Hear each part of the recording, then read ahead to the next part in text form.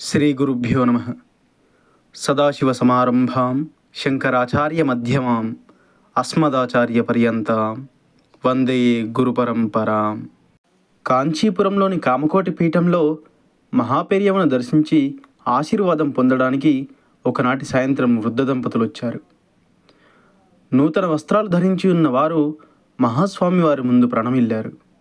అంతా సవ్యంగా జరిగిందా అని మహాస్వామివారు ఆ దంపతులను అడిగారు. స్వామివారి మాట విన్న ఆ వృద్ధ మహిళ కన్నీటి పర్యంతమైంది. స్వామివారు వారిని అక్కడ కూర్చోమని ఆదేశించి వారితో సంభాషణ ఆరంభించారు. వారితో మాట్లాడుతూనే 2 పూలమాలలను కట్టి ఆ దంపతులకిచ్చి దండలు మార్చుకోమన్నారు. మహాస్వామివారు ఆదేశించడంతో అక్కడున్న వేద పండితులు కూడా మంత్రాలు చదవడం మొదలుపెట్టారు.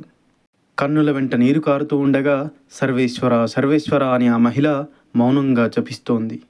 కొద్దిసేపటి తర్వాత స్వామివారు వారిద్దరిని ఆశీర్వదించి పంపించారు. స్వామివారు తానే స్వయాన ఎందుకు పూలమాలలు కట్టి ఆ దంపతులను ఆశీర్వదించారన్న ఆ ఉత్సుకత అక్కడున్న కొద్దిమంది భక్తులలో కలిగింది. తాము బెంగళూరు వాస్తవ్యులమని 70 సంవత్సరాలు పూర్తయిన తర్వాత చేసే భీమరథ శాంతి అనే వేడుక పూర్తి చేసుకొని మధ్యాహ్నం బెంగళూరుకు తిరుగు ప్రయాణమయ్యామని ఆ మహిళ అక్కడున్న ఒక భక్తురాలికి చెప్పింది. అసలు విషయం ఏమిటంటే, బెంగళూరు నుండి తిరుగు ప్రయాణం అయ్యేటప్పుడు మహాస్వామి వారి దర్శనం చేసుకొని ఆశీర్వాదం కూడా తీసుకోవాలనుకుంది ఆవిడ. తన కోరికని తన కొడుకుకి చెప్పింది. మరుసటి రోజు తనకు బెంగళూరులో పని ఉందని, అందుకని స్వామివారి దర్శనానికి అదే రోజు వెళ్ళడం కుదరదని ఆవిడ కొడుకు అన్నాడు. కాకపోతే 1-2 రోజుల్లో ఆవిడను మళ్ళీ కంచికి పంపడానికి ఏర్పాటు చేస్తానని హామీ ఇచ్చాడు. మనస్సులో మౌనంగా మహాస్వామివారిని ప్రార్థించడం తప్ప ఆవిడకు వేరే గత్యంతరం లేకపోయింది. చెన్నై నుండి బెంగళూరుకు కుటుంబం మొత్తం 2 కార్లలో బయలుదేరారు. మార్గమధ్యంలో వెల్లూరుకి చేరుకున్నారు. అక్కడి నుండి బెంగళూరుకు మళ్ళుదామనే సమయంలో కారు బ్రేక్ డౌన్ అయింది. కారు రిపేర్ చేయడానికి 2 గంటలు పడుతుందని డ్రైవర్ చెప్పాడు.